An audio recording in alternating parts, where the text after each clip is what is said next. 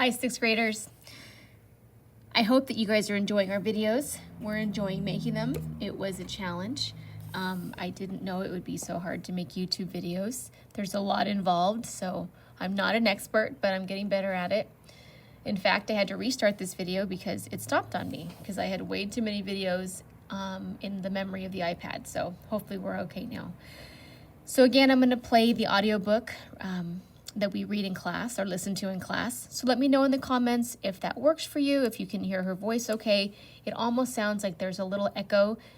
The sound is echoing off the empty classroom, off the walls in here. So let me know if you can hear it okay. I'd like to know. And let's continue. We're on page 158.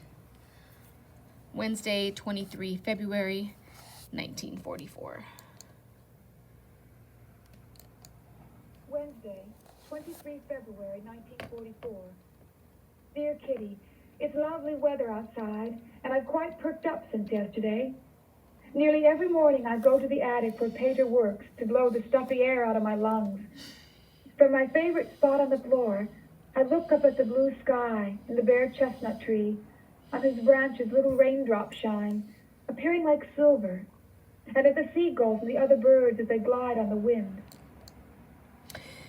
So already we have quite a tone change. She was so depressed the last page, kind of questioning her thoughts about Peter. Does he really like her? And she was so upset that she was crying. Now she's perked up, which I think looking outside, she lives in a very beautiful area. She lives in a coastal region, and she gives us some good figurative language here and some imagery. The little raindrops appearing like silver. They're not really silver, but that's what they look like. Seagulls, as they glide on the wind. So it's a beautiful place to live, and that's definitely perking her up. He stood with his head against a thick beam, and I sat down. We breathed the fresh air, looked outside, and both felt that the spell should not be broken by words. We remained like this for a long time, and when he had to go up to the loft to chop wood, I knew that he was a nice fellow. He climbed the ladder, and I followed. Then he chopped wood for about a quarter of an hour, during which time we still remained silent. I watched him from where I stood.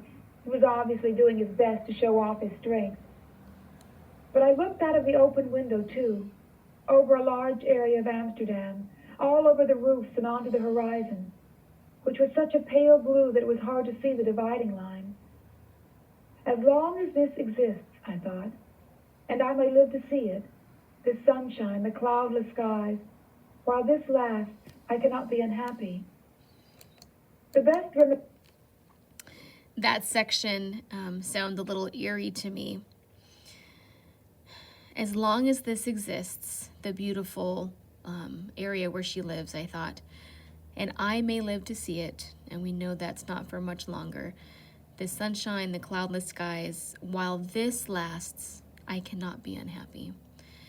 It is eerie, but if she truly feels that way, she's allowing herself to be happy as she's looking at it. She doesn't know that she only has months left. We do. So I'm glad here that she does have some happiness, and I think nature is a great way to lift our spirits. And she's going to go into more of that in the next paragraph. For those who are afraid, lonely, or unhappy is to go outside, somewhere where they can be quite alone with the heavens, nature, and God. Because only then does one feel that it is all as it should be, and that God wishes to see people happy amidst the simple beauty of nature. As long as this exists, and it certainly always will, I know that then there will always be comfort for every sorrow, whatever the circumstances may be. And I firmly believe that nature brings solace in all troubles. Oh, who knows? Perhaps it won't be long before I share this overwhelming feeling of bliss with someone who feels the same way as I do about it. Yours, Anna. A thought. You guys remember we had bliss as an old vocab word, so if you want to use that one, you can as well. Are you guys in agreement with her? Do you think that nature is a good remedy for our sorrows? I do. My family went to the beach on Sunday after we watched church, and it was just such a blessing to be there.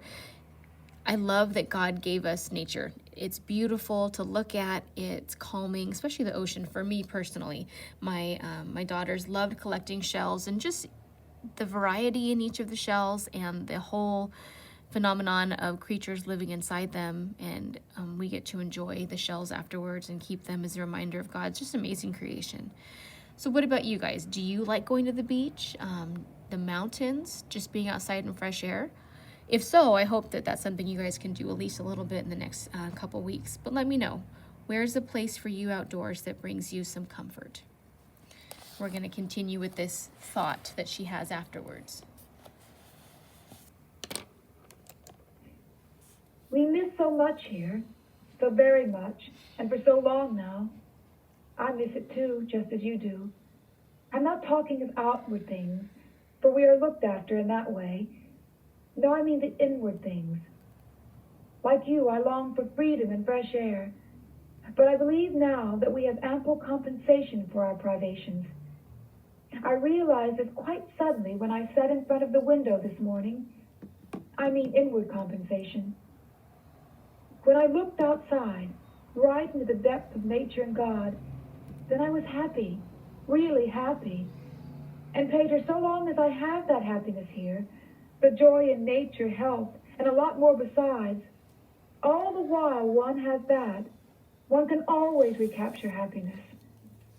Riches can all be lost, but that happiness in your own heart can only be veiled, and it will still bring you happiness again as long as you live. As long as you can look fearlessly up into the heavens, as long as you know that you are pure within, and that you will still find happiness.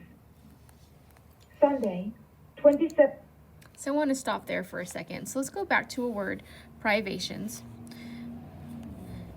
So she's not talking about the outward things. They're looked over in that way. They have food brought in, they have water, they're getting the basic supplies that they need. But she's looking for things that are inward. And she does feel that they have ample compensation, or they're being made up to for their privations. Now, privations are when you are lacking the basic things that you need, such as food or warmth. And again, she's finding joy in nature. The Bible does say that even the rocks cry out, that we're held accountable to know that there is a God just by nature. So in my heart, I hope that's what she means here. And again, if there's a certain spot in nature that makes you reflect of our God, of our Savior, of our Creator, please leave it in the comments. And I'll do the next one in the next video.